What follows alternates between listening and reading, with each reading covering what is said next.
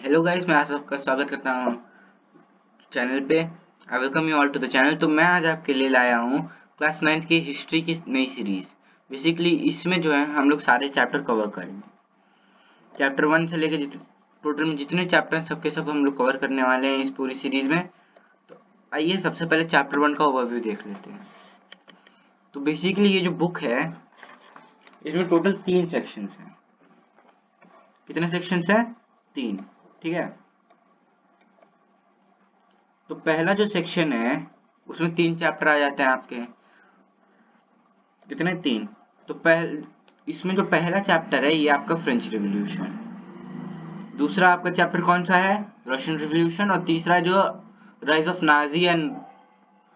नाजीज्म and Hitler. तो basically ये जो है बुक पूरी 3 सेक्शंस के अंदर डिवाइडेड है। इसमें हम किसके बारे में करेंगे? फ्रेंच रिवॉल्यूशन, रशियन रिवॉल्यूशन और राइज ऑफ नाजीज्म। हम लोग पढ़ेंगे कि अलग अलग जो इवेंट्स हैं इनकी इम्पोर्टेंस क्या है हमारे मॉडर्न वर्ल्ड के मेकिंग में। चैप्टर 1 जो है फ्रेंच रिवॉल्यूशन के ऊपर। ठीक है। आजकल हम लोग लेते हैं कि ideas of liberty, freedom, equality are granted, ये पहले से हैं, but we need to remind ourselves that these ideas also have a history. इनकी भी एक हिस्ट्री होती है। आखिर ये ओरिजिन कहाँ लिया इनने, ये बहुत बड़ा प्रश्न आ जाता है। और यही जो क्वेश्चन है इसका आंसर होगा आपके फ्रेंच रिवॉल्यूशन वाले चैप्टर में। By looking at French Revolution, we will read a small part of that history. The French Revolution led to the end of monarchy in France. ये जो है ये फ्रेंच रिवॉल्यूशन की वजह से जो एंड आई थी मोनार्की में, शॉर्ट पीरियड के लिए थी। शॉर्ट पीरियड के लिए इन द सेंस ये खत्म हो जाती है आपकी 1789 में। कब? अभी खत्म हो जाती है 1789 में।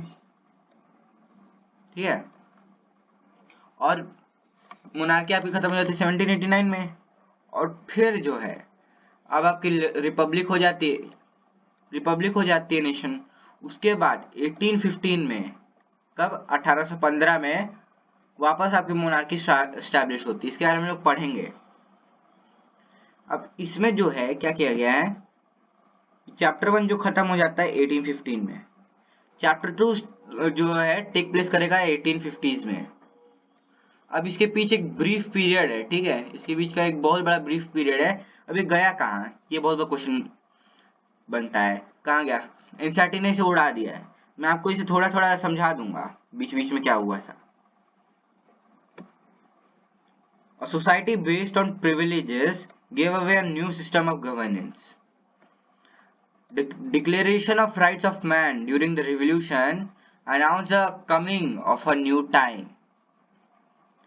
एक आइडिया था कि जो ऑल इंडिविजुअल्स हैं उनके पास एक राइट है और अपनी इक्वालिटी को क्लेम कर सकते हैं। ये जो है यही चीज बनी part of language of politics, नए लैंग्वेज ऑफ पॉलिटिक्स का एक पार्ट बनी। These notions of equality and freedom emerge as central ideas of new age. ये जो है इक्वालिटी और फ्रीडम के जो नए नोशंस थे, यानी जो नए हमारे वो थे आइडियाज, ये बेसिकली सेंट्रल आइडियाज बने न्यू एज के। लेकिन दूसरी कंट्री में, अलग अलग कंट्री में अलग अलग तरह से इंटरप्रेट किया जाता है और अलग अलग तरह से विचारा जाता है, बहुत सारे अलग अलग तरीकों में। The anti colonial movements in India and China, Africa, South America produced ideas that were innovative and original, but they spoke in a language that granted the currency only from late 18th century. तो basically ये जो है आपके chapter का brief introduction है। इससे पहले कि हम लोग चैप्टर स्टार्ट करें, मैं आपको जो है इसकी एक क्रोनोलॉजिकल स्टडी दे देता हूँ। तो एक क्रोनोलॉजिकल बेसिकली आपको एक ग्राफ दे देता हूँ, ये आप नोट कर सकते हैं। तो बेसिकली इस समय टाइमलाइन कैसे चलती है, यहाँ जो है एक ब्रीफ टाइमलाइन से लोग गुजर रहे हैं। ठीक है। अब इसकी टाइमलाइन कैसी है? तो सबसे पहले क्या होता है कि 1774 में बर्बन फैमिली का लास्ट राजा, किसका? बर्बन फैमिली का लास्ट राजा कौन? लुइस 16 जो है पावर के ऊपर आता है। ठीक है। जो पावर के ऊपर आता है ये जो एब्सोल्यूट रहता है, ये एब्सोल्यूट रहता है। तो अब ये एब्सोल्यूट है तो लोग इसे क्वेश्चन करना चालू कर देते हैं, क्वेश्चनिंग तो होती ही है। अब इसके टाइम में क्या था, सोशल प्रिविलेजेस बहुत ज्यादा थी, और जब ये रद्दी के ऊपर आया लुई 16, तो इसकी जो कंट्री है ये इकोनॉमिक डिस्ट्रेस से जूझ रही थी। किससे? Economic distress.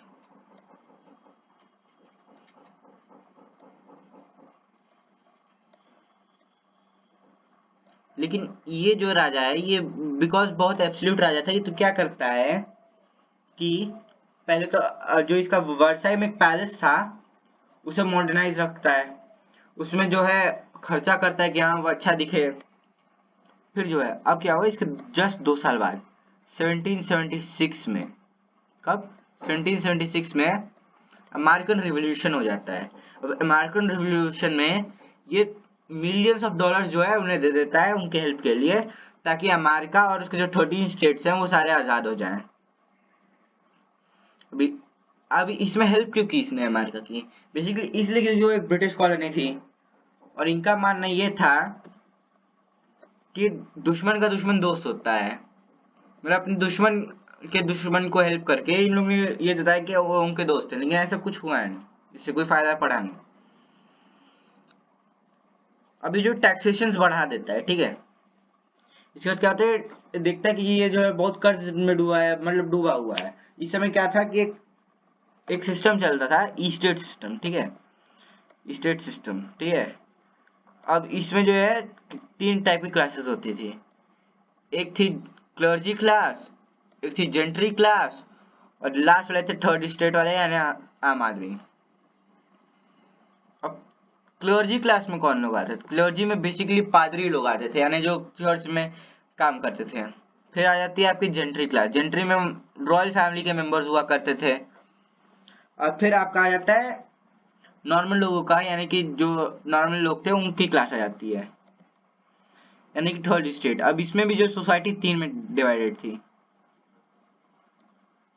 एक थे बहुत रिच, बड़े बड़े लोग, यानी कि जिनके पास बहुत ज्यादा पैसा था, और एक थी मिडिल क्लास, अभी ये इमर्ज हुई थी जस्ट। और फिर थर्ड क्लास थी जो कि इनमें से सबसे लोएस्ट थी, इनके पास ना सोर्स ऑफ इनकम था ना ही प्रॉपर स्कूलिंग थी, जिसकी वजह से ये सबसे लो थे। अब आगे पढ़ेंगे आगे क्या हुआ। अब इसी से भी इसकी पॉलिसीज की वजह से क्या हुआ कि इसने जो है एक मीटिंग बुलाई जिसमें स्टेट की, जिसमें क्या कर रहा था, टैक्सेशन बढ़ा रहा था। तो उसमें पहले के दो, उस समय क्या चल रहा था कि वन स्टेट वन वोट, तो इन दोनों ने मना कर दिया। इनने बोला कि पर आदमी एक एक वोट दे दो, क्योंकि ये लोग ज्यादा थे नंबर्स में और ये लोग कम थे, तो उस किंग ने मना कर दिया। तो यही देख के ये लोग बाहर चले गए और फिर ये लोग टेनिस कोर्ट ओथ लिए। उसकी वजह से क्या हुआ, एक रिवॉल्यूशन स्टार्ट हुआ, एक बहुत भारी भरकम रिवॉल्यूशन। कब? एग्जैक्ट डेट इसकी स्टार्ट होने की थी 14 जुलाई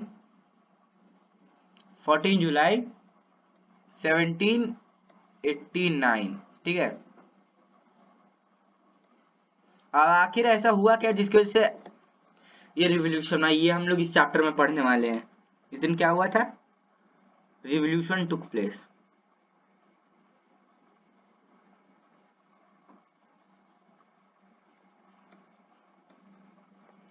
फिर अब इस रिवॉल्यूशन की वजह से क्या होता है, जो किंग है उसकी पावर कम हो जाती है। क्या होता है? किंग की पावर कम हो जाती है, जबकि जो लोग हैं उनकी पावर बढ़ जाती है, पीपल की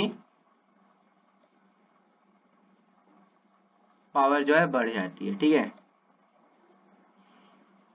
अब इस समय क्या हुआ था, जो स्टेट था अलार्म पे था, राजा को उस दिन ना फ्रांस में बेसिकली क्या हो रहा था कि बहुत ज्यादा लोग अंदर आ रहे थे बाहर जा रहे थे, तो राजा को लगा कुछ गड़बड़ है, तो इसने अपनी आर्मी सिटी में भेज दी। लोगों को लगा कि जो है उन्हें मरवाने के लिए भेजा है, तो इसलिए इन लोग ने जो है लोगों ने अटैक कर दिया।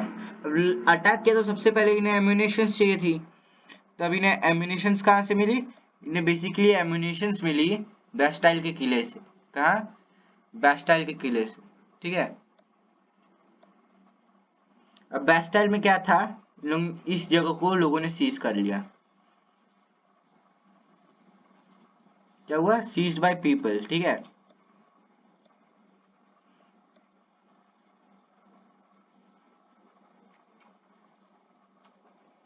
और इसमें पहले तो ऑफिशियल्स को बहुत मारा गया, सारे प्रिजनर्स जितने थे उन सबको छुड़वा दिया। उसके बाद जो है कई सारे इवेंट टेक प्लेस करते हैं।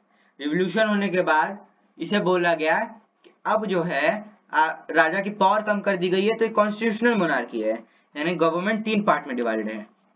फिर क्या हुआ, इसके फेलियर के कारण, इस टाइप की गवर्नमेंट के फेलियर के कारण 1791 में आपके जैकोबिन्स पावर के ऊपर आ जाते हैं। कौन? जैकोबिन्स। जैकोबिन्स जो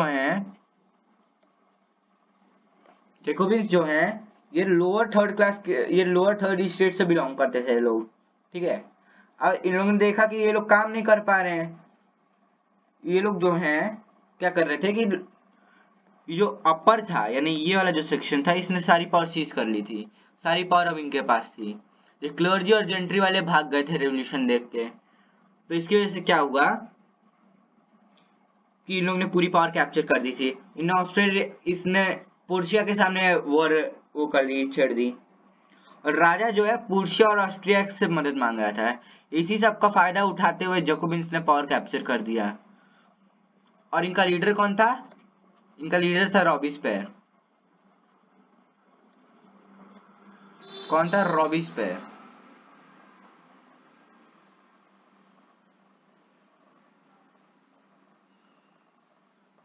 ठीक है। तो रॉबिस्पेयर जो था, इसके रेन को कहा गया रेन ऑफ टेरर। क्यों? इसके रेन में लोग बहुत डर डर के जीते थे। ये जो था अपने मर्डर्स के लिए जाना था। बेसिकली क्या करता था, ये लोगों को गिलोटिन करा देता था। गिलोटिन का मतलब समझते हैं? आपने पायरेट ऑफ सेरिबन साल्जार रिवेंज देखी होगी, उसमें जो एक मशीन होती है ऐसे, यहाँ जो ऐसे ऐसे कट ऐसे सेमी सर्कल होता है, उसमें सिर रखाया जाता है और ऊपर से एक जो है आरी टाइप की गिरती है और ऐसे कट से सर काट जाता है। इसे बनाने वाले थे डॉक्टर गिलोटिन, इसी के ऊपर इसका नाम रखा गया था। तो कई लोगों को गिलोटिन करा देता है, इसकी वजह से जो है इसके रेन को रेन ऑफ टेरर बोला गया। लेकिन जस्ट कुछ साल बाद,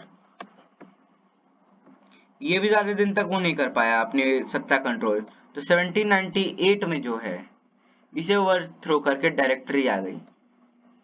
अब डायरेक्टरी में क्या था कि फिर से जो रिच क्लास थी उनने जो पावर कैप्चर कर दी, ठीक है। डायरेक्टरी में 5 लोग हुआ करते थे, ये बेसिकली एग्जीक्यूटिव का काम करते थे। और फिर से रिच क्लास ने जो है कैप्चर कर ली सत्ता। तो अब जो है इसमें क्या हो रहा था, बहुत जो असेंबली थी और इनके बीच बहुत सारे कॉन्फ्लिक्ट हुआ कर रहे थे। तो इसकी वजह से जो थी गवर्नमेंट स्टेबल नहीं थी, बार बार इलेक्शंस होते थे। तो इसकी वजह से क्या हुआ कि जो लास्ट जो डायरेक्टरी आई, उनमें से एक मेंबर ने क्या किया, उस समय एक बहुत पॉपुलर लीडर था, उसके साथ मिलके वो जो है पावर कैप्चर कर दी। और वो लीडर जो है अब फ्रांस का राजा बन गया। उसने डिक्लेयर कर दिया कि I am the king of Republic of France. France जो रिपब्लिक बन गया था जैकोबिन्स के टाइम में। और ये आदमी कौन था? तो ये था नेपोलियन बोनापार्टे। तो नेपोलियन ने जो है डिक्लेयर कर दिया कि he is the king of Republic of France, वो फ्रांस के गणतंत्र का राजा है। तो उसके बाद उसने जो है जैकोबिन्स के टाइम में उन लोग ने अबॉलिशन ऑफ स्लेवरी कराई थी, यानी कि जो भी उनके स्लेव्स थे उन्हें छोड़ दिया था, जो भी अफ्रीकन कंट्रीज में थे। लेकिन नेपोलियन के टाइम के आते आते उसके जो भी लोग थे उन लोग ने कहा कि ये हमारा जन्मसिद्ध अधिकार है कि हम लोग जो काले लोग हैं, यानी जो अफ्रीकन हैं, उन्हें स्लेव्स बनाए। तो इसने फिर से ग्रांट कर दिया ये राइट। इसके बाद क्या हुआ कि अब जो है एक बहुत सारी पावर कैप्चर कर रहा था, इधर उधर जाके लड़ाई कर रहा था। तो अब सेनाओं ने मिलके इसे रोका 1815 में। कहा? वाटरलू में। वाटरलू में जो इसे फाइनली हरा दिया गया in the battle of Waterloo. आपके हिस्ट्री के पर्सपेक्टिव से एक बहुत बड़ा चीज है। तो बेसिकली इन समरी ये है आपकी टाइमलाइन। अब इसे जो हम लोग चैप्टर में थोड़ा डीपली स्टडी करेंगे। चलिए पढ़ना शुरू करते हैं।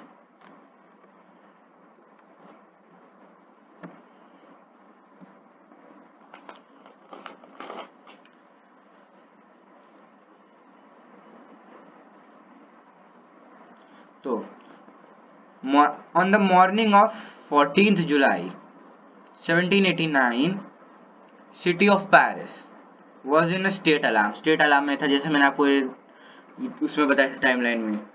The king had commanded troops to move into the city. City में वो लोग जाएं, ये उन्हें कमांड किया गया था। और ये रूमर्स फैल गए थे कि जो राजा उसने ऑर्डर किया था आर्मी को कि वो फायर कर दे सारे सिटीजन्स के ऊपर। तो कुछ 7,000 मेन और वुमेन जो है गैदर किए टाउन हॉल के सामने और डिसाइड किया कि वो अपनी पीपल्स की मिलिशिया बनाएंगे, अपनी पीपल आर्मी बनाएंगे। और जब भी पीपल ने अपनी आर्मी बनाई है तब एक ही अंजाम हुआ है कि राजाओं की खस्ता हालत हुई है। So they broke into a number of government buildings in search of arms. बहुत सारी गवर्नमेंट बिल्डिंग्स में घुस गया हथियारों की सर्च में। और फाइनली क्या हुआ? 100 people, several 100 people March towards the eastern part of city. Eastern part of city में मार्च किए और वहां जो फोर्ट्रेस प्रिजन था, एक कौन सा? बेस्टाइल का किला, जहां उन लोग को लगा कि जहां वो लोग इस उम्मीद में गए थे कि उन्हें जो है एम्यूनिशन मिलेगी। In the arm fight that followed the commander of Bastille, Bastille का जो कमांडर था उसे मार दिया गया। प्रिजनर्स को रिलीज कर दिया गया, लेकिन वो बस 7 थे नंबर में। बेस्टाइल जो है उसे हर कोई नापसंद करता था। क्यों? क्योंकि it stood for the despotic power of the king, यानी जो राजा की ताकत है उसके लिए स्टैंड करता था, इसलिए लोग इसे बुरा मानते थे या इसे हेट करते थे। फोर्ट्रेस को तोड़ दिया गया, डिमोलिश कर दिया गया और जो भी उसके स्टोन फ्रैगमेंट्स उसे मार्केट में बेच दिया गया। जो लोग उसके जो उन लोगों को जो उसके सोवरेन रखना चाहते थे या सोवरेन ऑफ इट्स डिस्ट्रक्शन रखना चाहते थे। उस दिन क्या हुआ? बहुत सारे और रायट हुए पेरिस में और कंट्री साइड में। मोस्ट ऑफ द पीपल वो protesting against the high price of bread. Bread के उस समय वांदे चल रहे थे क्योंकि जो थी खेती बिल्कुल कम हो गई थी। तो उसके चक्कर में जो है कई सारे लोगों ने जो है प्रोटेस्ट कर दिया, मतलब उसकी प्राइस बहुत हाई हो गई थी। और बहुत साल बाद जब हिस्टोरियंस लोग देखते हैं back upon this time, they saw it as a beginning of chain of events that ultimately led to execution of king in France. execution of king in France, जैसा मैंने आपको बताया था गिलोटिन वाला सिस्टम। गिलोटिन में जो है Robespierre ने कई लोगों को गिलोटिन किया। उस किंग पे चार्ज लगाया कि हाँ उसने जो है देशद्रोह किया है, उसने ट्रीजन किया और उसे पहले गिलोटिन कर दिया। फिर उसकी रानी जो है मारिया एंटोनियो, उससे भी गिलोटिन कर दिया।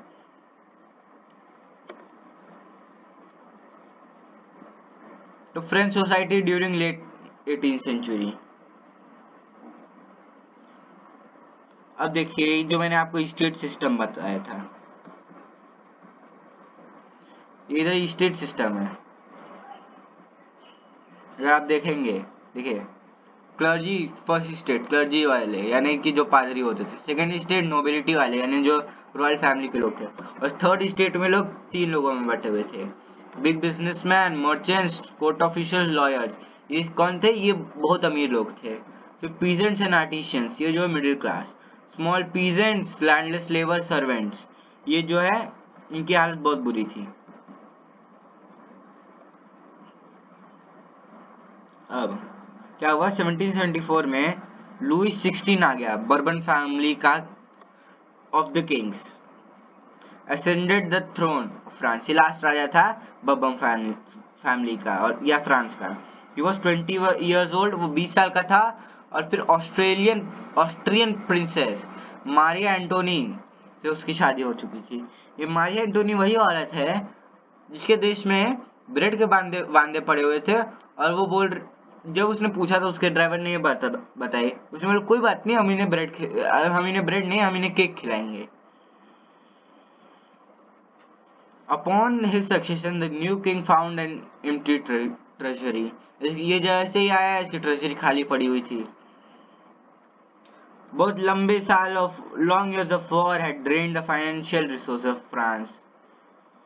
और added to this, इसके साथ साथ जो कॉस्ट था मेंटेनिंग एक्स्ट्रावेगेंट कोर्ट, इसका बहुत ही खतरनाक दिखने वाला है ना, बहुत ही अच्छा दिखने वाला वर्साई में पैलेस था, उसके भी बहुत ज्यादा कॉस्ट था मेंटेनिंग का, तो ये सब जो ऐड कर रहा था।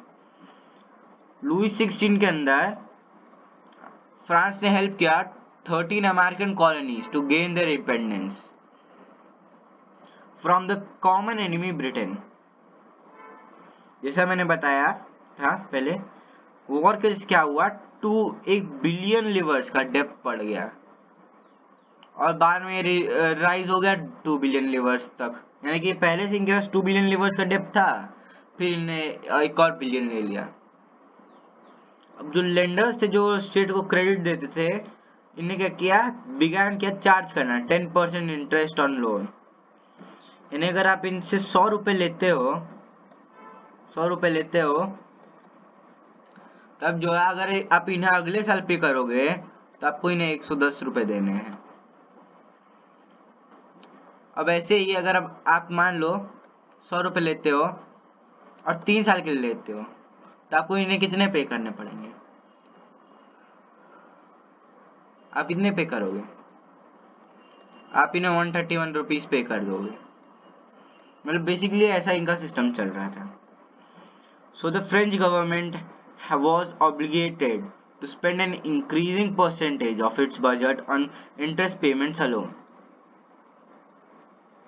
और ताकि ये अपने रेगुलर एक्सपेंसेस को मीट कर पाए, जैसे कि cost of maintaining an army, court, government office को रन करना, यूनिवर्सिटीज रन करना, स्टेट को क्या किया था, state was forced to increase taxes, इन्हें टैक्सेस इंक्रीज करने पड़ेंगे।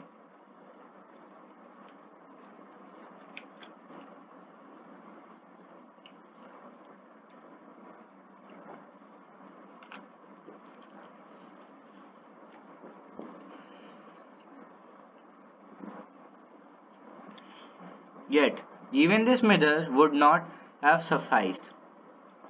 फ्रेंच सोसाइटी उस समय जो है 18th सेंचुरी में 3 स्टेट के अंदर डिवाइडेड थी, 3 वर्गों के अंदर। Only members of third state paid taxes, जैसा मैंने आपको बताया था।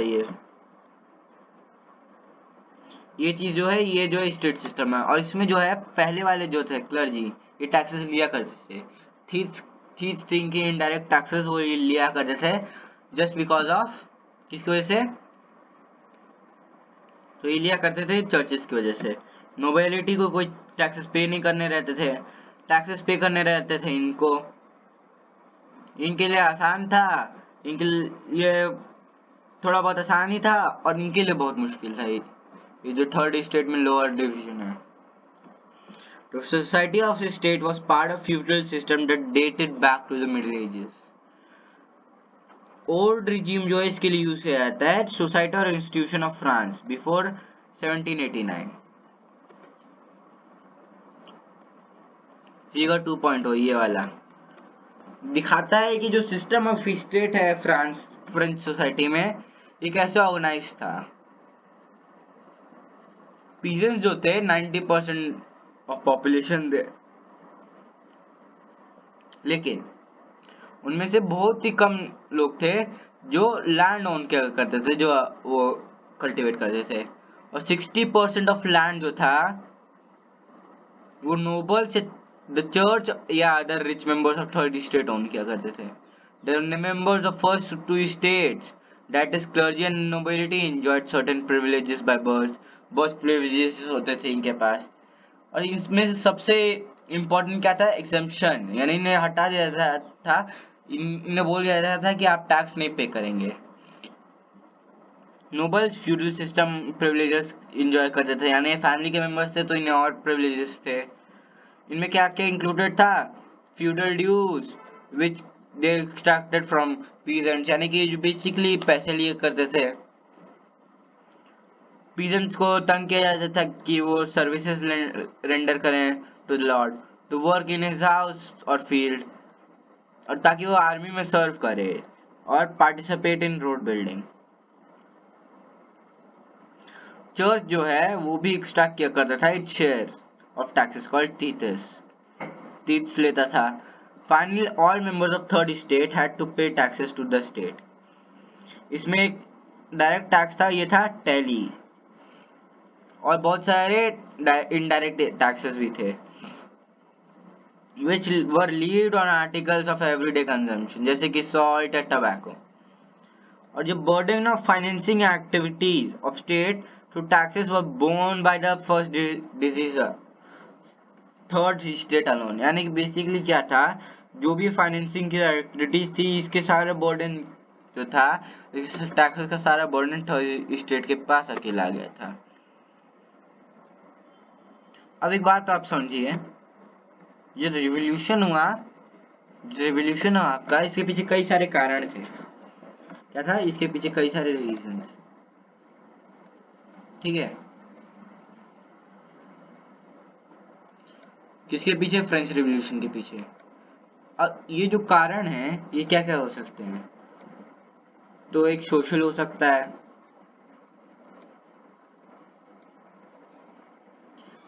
एक सोशल हो सकता है, ठीक है। एक पॉलिटिकल हो सकता है,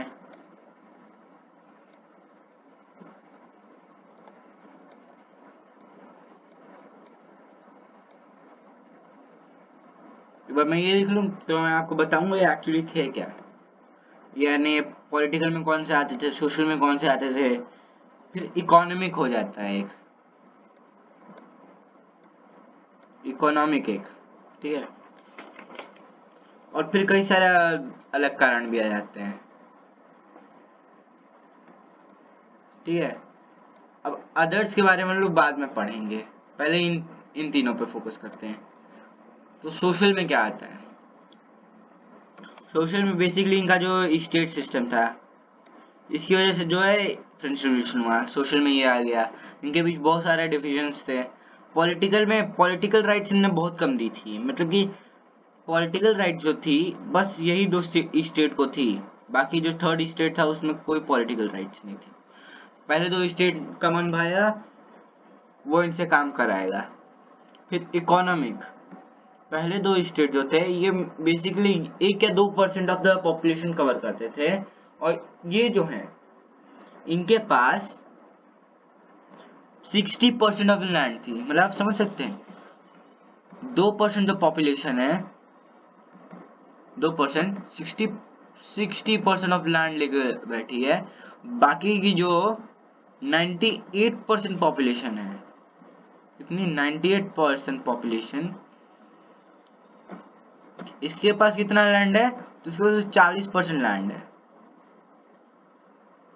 तो ये इकोनॉमिक रीजन थे। अभी इनके जो रीजंस है ये आप समझ गए हैं। तो अभी चैप्टर जो है हम लोग आगे पढ़ते हैं। मैं इस चैप्टर को आपको कई पार्ट्स में पढ़ाऊंगा।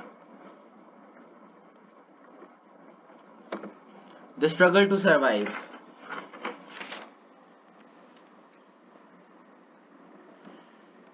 The population of France rose from about 23 million in, कितना हो गया था? 23 मिलियन से ये हो गया था 28 मिलियन, ठीक है। This led to rapid increase in demand for food grain। जैसे फूड ग्रेन्स की डिमांड बढ़ गई, प्रोडक्शन ऑफ ग्रेन तो इतनी हो नहीं रही थी, यानी इतनी फेज नहीं थी डिमांड जितनी, तो क्या हुआ? प्राइस ऑफ ब्रेड जो थी ये बढ़ा गई, विच ये जो था स्टेपल डाइट था, यानी कि नॉर्मल डाइट था ऑफ द मेजॉरिटी, ये रोज हो ये बढ़ गया, ये जो है बढ़ने लगा rapidly. Most workers were employed as labourers in workshops whose owner fixed their wages। लेकिन जो वेजेस हैं वो भी बहुत कम थे, क्योंकि प्राइस में बहुत ज्यादा राइज आ रहा था। तो इस केस क्या हुआ, पुअर और रिच के बीच गैप जो है वाइडन हो गया, और थिंग्स जो हैं, जो चीजें हैं, जो वो और खराब होने लगी व्हेनेवर ड्राउट और हेल रिड्यूस द हार्वेस्ट। इसकी वजह से क्या हुआ, इसकी वजह से substances crisis I, something that occurred frequently in France during old regime. Old regime के दौरान ये फ्रांस में रेगुलरली अकर किया करते थे। अब इसे जो है एनसीईआरटी में दिया गया और इसे बोला गया है आपको फिल करना है। अब ये जब फिल करेंगे तो आपको ये भी समझ में आएगा कि एक्चुअली हुआ क्या। बैड हार्वेस्ट हुआ यानी कि खराब खेती हुई, इसके क्या होगा, कम कम खाना आएगा, यानी स्केर्सिटी, कम खाना आएगा तो क्या होगा, स्केर्सिटी होगी, उसकी कमी हो जाएगी। तो क्या हुआ यहाँ, स्केर्सिटी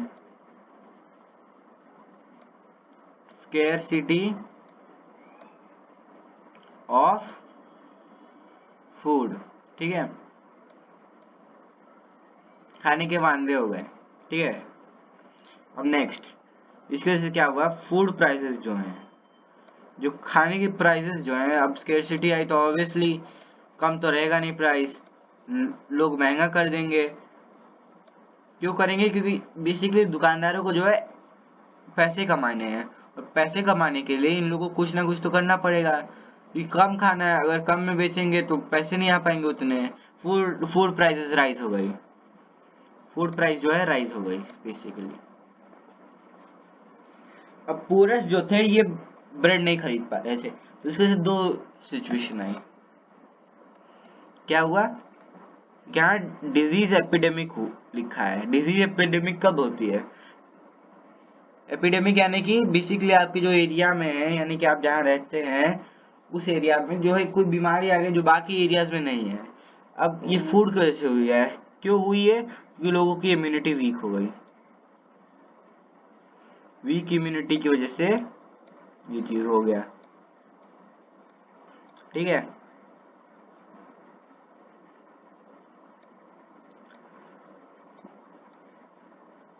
अब और क्या हुआ, poors can no longer buy bread, नहीं खरीद सकते तो अब लोग क्या करेंगे, तो ऑब्वियसली क्या करेंगे, राइट्स होंगे, क्या होगा, फूड राइट्स होंगे, ठीक है।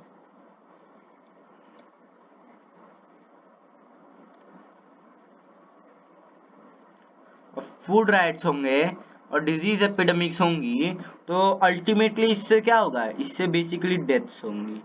तो ये जो है ये आपका फुल टेबल है, आप जो है ये अपनी बुक में लिख लीजिए, या तो आपके पास कोई स्पेयर नोटबुक है तो उसमें आप कॉपी कर लीजिए। अब आप समझिए, अभी जो है टाइम क्या चल रहा है, अब आप समझिए चैप्टर को, ठीक है।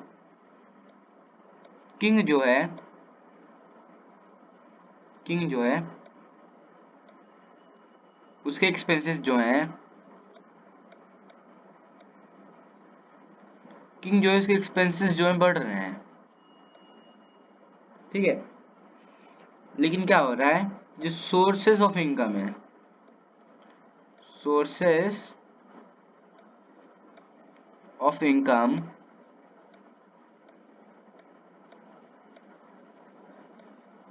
ये लिमिटेड है। क्या हुआ, सोर्सेस ऑफ इनकम लिमिटेड है, ठीक है।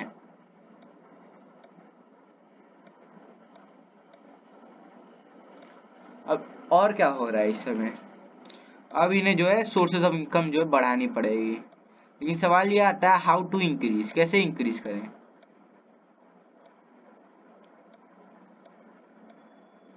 ठीक है, तो हाउ टू इंक्रीज में आंसर आ जाएगा आपका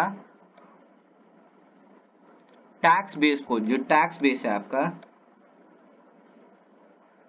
उसे एक्सपैंड करना पड़ेगा आपको, ठीक है। टैक्स बेस एक्सपैंड,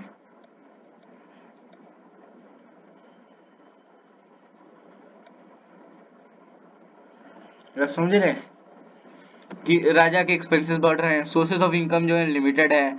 अब ये इसके सोर्सेज ऑफ इनकम कैसे बढ़ा है, एक ही सहारा है टैक्स, तो इसलिए टैक्स बेसिस से एक्सपैंड करना पड़ेगा।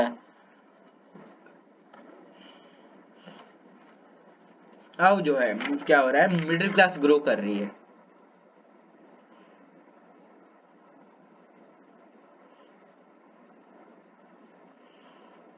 क्या हो रहा है, मिडिल क्लास जो है ग्रो कर रही है। इससे जो है एक और चीज आ जाती है आपके पॉलिटिकल में। पॉलिटिकल में जो है आपका, जो अभी थोड़ी देर पहले मैं आपको अमेरिकन रिवॉल्यूशन बता रहा था, क्या अमेरिकन रिवॉल्यूशन जो बताया था मैंने, वो भी आपके पॉलिटिकल रीजंस पे ही है फ्रेंच रिवॉल्यूशन के। क्या हुआ, अब मिडिल क्लास उभर रही है, ठीक है, इनविशेज अ एंड ऑफ प्रिविलेजेस, ठीक है। तो पास्ट में क्या हुआ, पीजेंट्स और जो वर्कर्स थे इन्हें पार्टिसिपेट किया था रिवॉल्ट्स में against increasing tax and food scarcity, but they lack the means and programmes to carry out full scale measures. Full scale measures के लिए जो प्रोग्राम्स इसका और मीन्स ये इनमें लैक था, that would bring about a change in society and economic order.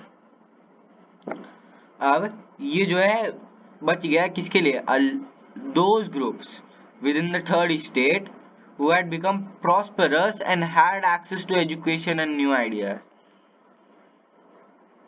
18th century में जो है एक नई सोशल ग्रुप का इमर्जेंस हुआ, और इस नए सोशल ग्रुप का नाम क्या था, मिडिल क्लास था, who earned their wealth through an expanding overseas trade and from the manufacture of goods such as woolen and silk textile, जो या तो एक्सपोर्ट करते हैं या तो bought by the richer members of society, या तो एक्सपोर्ट करते हैं या तो जो बेच देते हैं रिचर मेंबर्स ऑफ सोसाइटी को।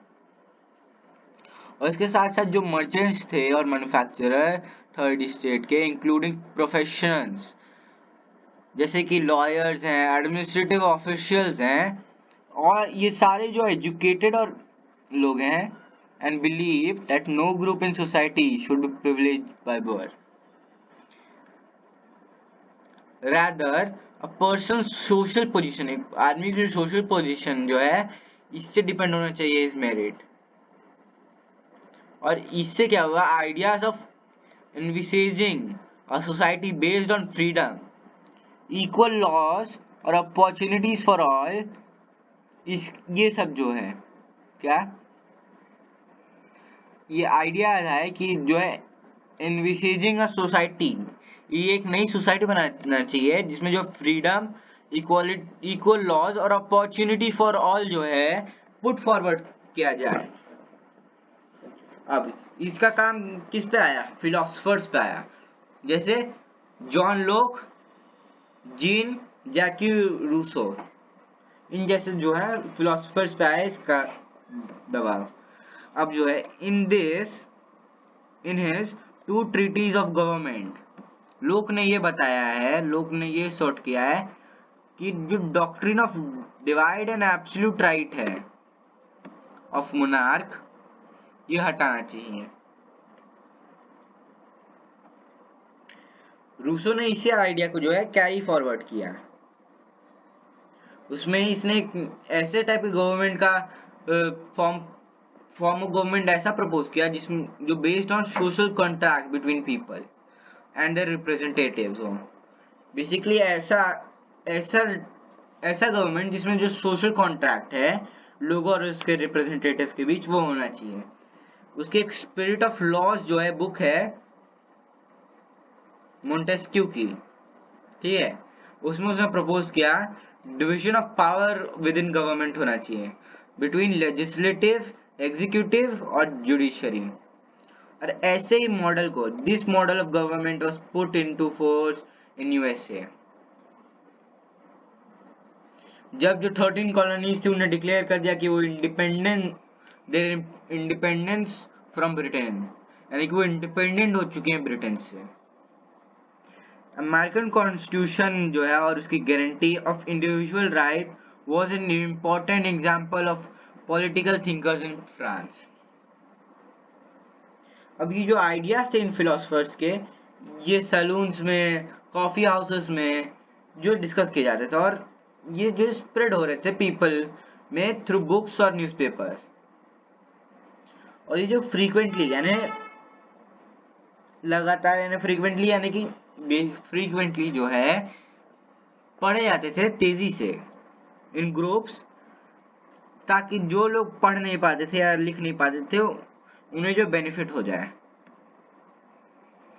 or the news that Louis XVI planned to impose further taxes to be able to meet the expenses of state generated anger and protest against the system of privileges. अब एक news फैली जिसमें बताया गया कि Louis 16 जो है plan कर रहा है फर्दर टैक्सेस डाल दे लोगों के ऊपर। अब जो इसकी वजह से लोग भड़क गए। आगे जो हुआ ये हम लोग नेक्स्ट पार्ट में पढ़ेंगे, अभी बहुत लंबा सेशन हो गया है। होप आपको ये सेक्शन पसंद आया होगा। अगर आपको पसंद आया ये सेक्शन तो प्लीज इस वीडियो को लाइक करिए, हमारे चैनल को सब्सक्राइब करिए और इस वीडियो को अपने दोस्तों को भी शेयर करिए ताकि वो लोग भी थोड़ा समझ पाए इस कॉन्सेप्ट को। ये कॉन्सेप्ट उतना इजी है नहीं, इसे समझने के लिए एक्चुअली आपको थोड़ा इसे डीप स्टडी करना पड़ता है। तो मैं आपको ये अगली वीडियो में मिलूंगा, तब तक के लिए बाय बाय।